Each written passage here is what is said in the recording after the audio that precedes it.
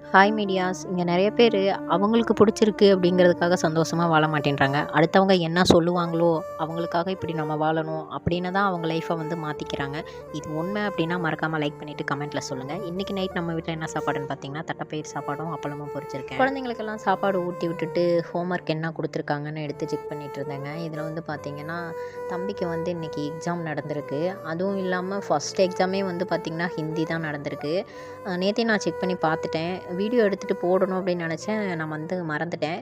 இதுக்கப்புறம் இந்த தமிழ்நாட்டை வந்து ஹிந்திக்காரவங்க தான் ஆள போகிறாங்களா என்னன்னு எனக்கு தெரியல. ஏன்னா எதுலேயுமே வந்து பார்த்திங்கன்னா இப்போ ப்ரைவேட் ஸ்கூலில் கூட ஃபஸ்ட்டு இங்கிலீஷ் எக்ஸாம் தான் ஃபஸ்ட்டு வைப்பாங்க. ஆனால் இப்போல்லாம் பார்த்திங்கன்னா ஹிந்தி எக்ஸாம் தான் ஃபஸ்ட்டு வைக்கிற நிலைமைக்கு வந்துருச்சு போல இருக்குது. இந்த ஹிந்தி எக்ஸாம் இருக்குது அப்படிங்கிறனால இன்றைக்கி கம்மனுக்கு பீஸ்குட்டியே லீவ் போட சொல்லிடலாம் அப்படிங்கிற அளவு கூட நான் யோசிச்சுட்டேன். நம்மகிட்டே ஹிந்திக்காரவங்க தான் வேலை பார்க்குறாங்க. அது என்னமோ எனக்கு ஹிந்தினாலே சுத்தமாக பிடிக்க மாட்டேங்குதுங்க.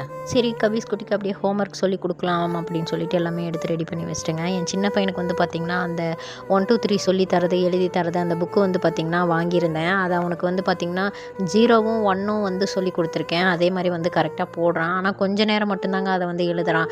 அதை கரெக்டாக போட்டுட்டு வெரி குட் அப்படின்னு சொல்லிட்டோம்னா எந்திரிச்சு அடுத்த வேலையை பார்க்க ஆரம்பிச்சிடுறான். குழந்தைங்க நம்ம சொன்னோன்னா சரிம்மா ஹோம்ஒர்க் பண்ணுறேம்மா அப்படின்னு நம்ம பேச்சை தட்டாமல் உட்காந்து ஹோம்ஒர்க் பண்ணுறதுக்கு ஏதாவது டிப்ஸ் இருந்தால் கமெண்ட்டில் சொல்லுங்கள். அதே மாதிரி நான் ட்ரை பண்ணி பார்க்குறேன். பெரிய பையன் வந்து ப்ராப்ளம் இல்லைங்க. அவன் வந்து எப்பயுமே கரெக்டாக உட்காந்து அவனோட ஹோம்ஒர்க்கை பண்ணிடுவான். அதுவே சின்ன பையன் வந்து நீ கரெக்டாக எழுதிட்டப்பா வெரி குட் அப்படின்னு சொன்னால் அவன் அடுத்த வேலையை பார்க்க ஆரம்பிச்சிடுறான்.